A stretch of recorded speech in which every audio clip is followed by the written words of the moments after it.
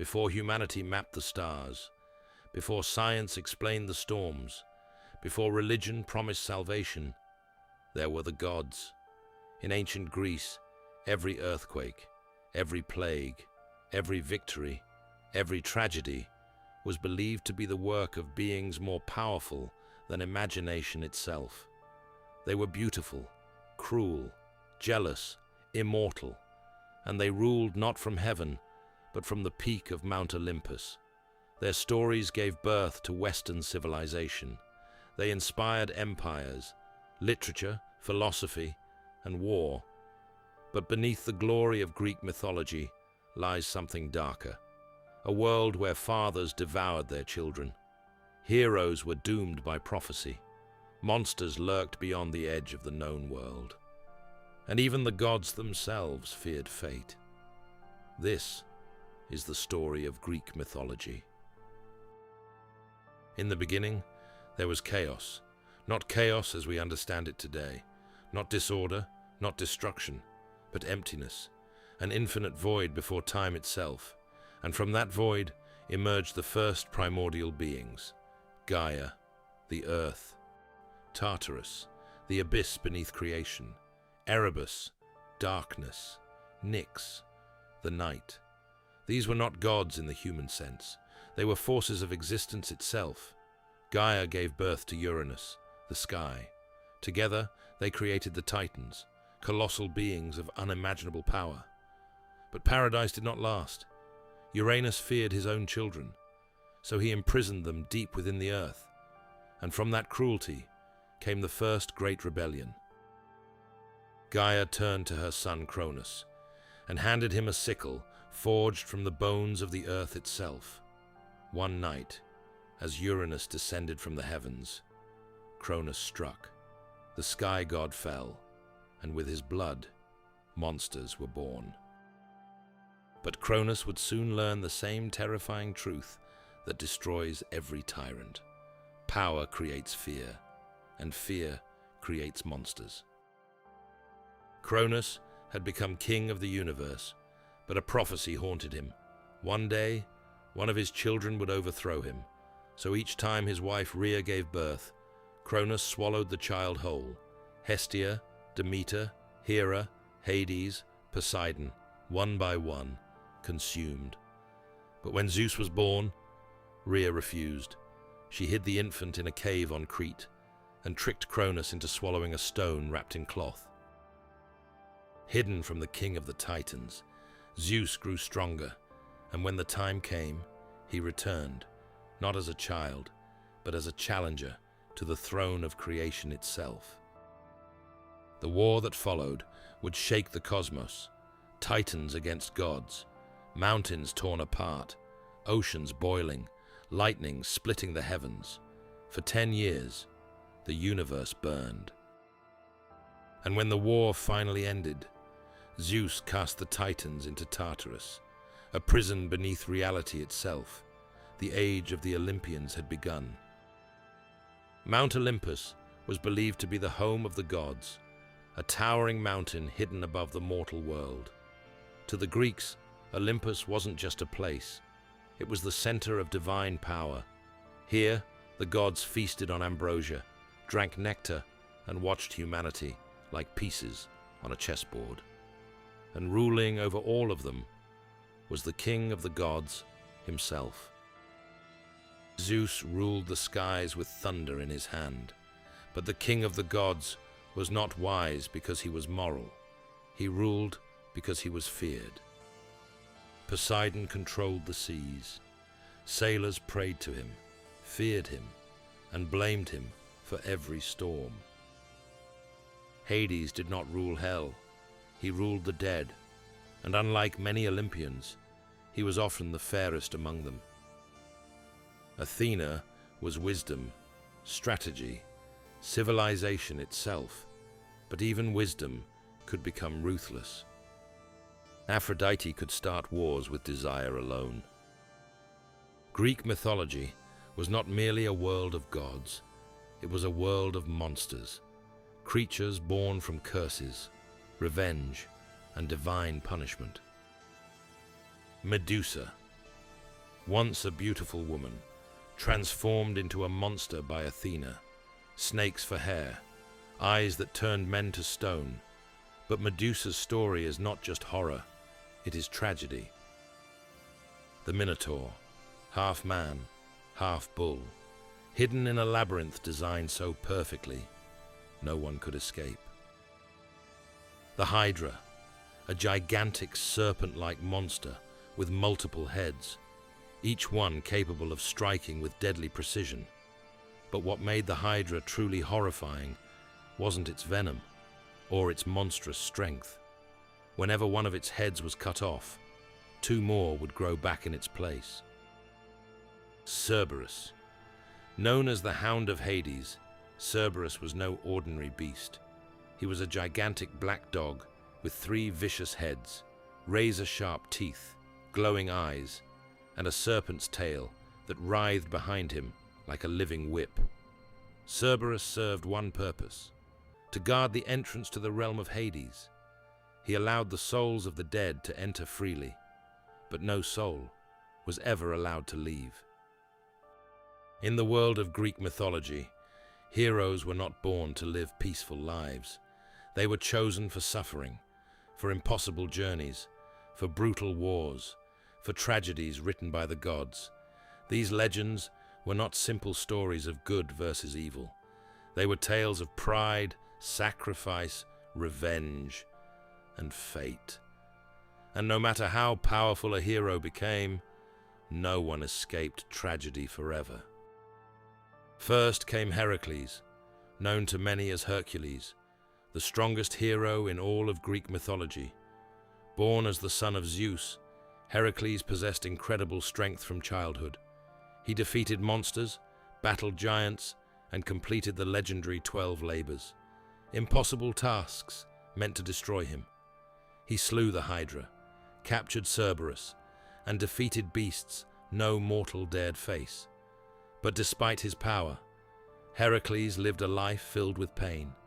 Driven mad by a curse from Hera, he tragically killed his own family, and the 12 labors became his punishment. Because in Greek mythology, even the greatest heroes carried unbearable guilt. Then there was Achilles, the greatest warrior of the Trojan War. Nearly invincible in battle, Achilles became a symbol of unmatched strength and fury. Entire armies feared him, but Achilles also carried a fatal weakness: his heel. According to legend, it was the only vulnerable part of his body, and during the Trojan War, a single arrow struck that weakness, bringing down Greece's greatest warrior. Not all heroes relied on strength.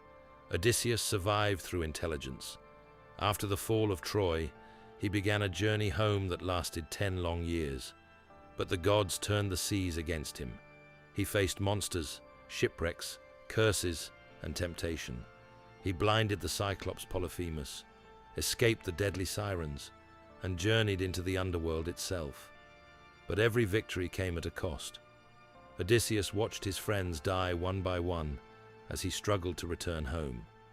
His story was not about conquering the world. It was about enduring it. Orpheus didn't possess strength like Heracles or skill like Achilles. Instead, he held a different kind of power: music. The son of the muse Calliope, Orpheus was said to play the lyre so beautifully that even nature itself would stop to listen. Trees bent toward his songs. Rivers slowed their currents. Wild beasts became calm in his presence. But his greatest story was born from tragedy. Orpheus fell deeply in love with a woman named Eurydice, and for a brief moment, they were happy, until disaster struck. After being bitten by a venomous snake, Eurydice died and descended into the underworld. Driven by grief, Orpheus journeyed into the realm of the dead itself, a place no living man was meant to enter. As he played his lyre, something impossible happened. The spirits wept, the tormented fell silent. Even Cerberus, the monstrous hound of Hades, lay peacefully at his feet. And when Orpheus performed before Hades and Persephone, Even the rulers of the dead were moved by his sorrow. For the first time in myth, death itself showed mercy. They agreed to let Eurydice return to the world of the living, but under one condition: Orpheus must walk ahead of her and never look back until they both reached the surface. Step by step, Orpheus climbed from the darkness. He could hear Eurydice behind him, but he could not see her. Then, just before reaching the surface, doubt consumed him. Was she truly there? Had the gods deceived him? And in one tragic moment, Orpheus turned around. Instantly, Eurydice vanished forever, and this time, there would be no second chance. The story of Orpheus became one of Greek mythology's greatest tragedies, a tale of love powerful enough to reach the underworld itself, yet destroyed by a single moment of fear and doubt. The Trojan War was one of the greatest legends in Greek mythology, a brutal conflict fought between the Greeks and the city of Troy for 10 long years. But according to myth, the war began with a single decision. The story began at a divine wedding feast attended by the gods of Olympus. But one goddess was not invited: Eris, the goddess of chaos and discord. Angered by the insult, she arrived uninvited and cast a golden apple into the crowd. Inscribed upon it were the words, "To the fairest." 3 goddesses immediately claimed it: Hera, Athena, and Aphrodite. Unable to decide between them, Zeus ordered a mortal prince named Paris of Troy to choose the winner. Each goddess offered him a bribe. Hera promised power. Athena promised wisdom and victory in war. But Aphrodite offered something else: the love of the most beautiful woman in the world. That woman was Helen of Sparta. Paris chose Aphrodite, and that decision doomed an entire civilization. Helen was already married to King Menelaus. When Paris traveled to Sparta, he and Helen fled together to Troy. Some myths say Helen went willingly. Others say she was kidnapped. But regardless of the truth, Greece saw it as an unforgivable betrayal, and the kings of Greece united for war. The Greek army gathered some of the greatest heroes in mythology. Among the Greek warriors were legendary heroes like Odysseus, Ajax, and the mighty Achilles, the greatest fighter of them all. The war became filled with bloody battles, heroic duels, and interference from the gods themselves. One of the most famous moments came when Achilles defeated Hector, the Prince of Troy, in a battle that became legendary throughout Greece. But even Achilles could not escape fate. He was eventually killed when an arrow struck his heel, his only weak point. In the end, the Greeks used deception to win the war. They built the famous Trojan horse, a giant wooden horse hiding Greek soldiers inside. The Trojans brought it into the city, believing it was a gift. That night, the hidden soldiers emerged, opened the gates, and Troy was destroyed. The Trojan War became one of the most famous stories in history, a tale of love, pride, betrayal, and tragedy. And thousands of years later, its legend still survives. In Greek mythology, the dead did not simply disappear. Their souls traveled to the underworld, a vast realm beneath the earth ruled by Hades, the god of the dead. After death, souls crossed the river Styx with the ferryman Charon, who carried them into the afterlife. At the gates stood Cerberus, the terrifying 3-headed dog that prevented souls from escaping. The underworld was divided into different realms. Ordinary souls wandered the asphodel fields. Heroes and the virtuous entered Elysium, a paradise of peace and happiness.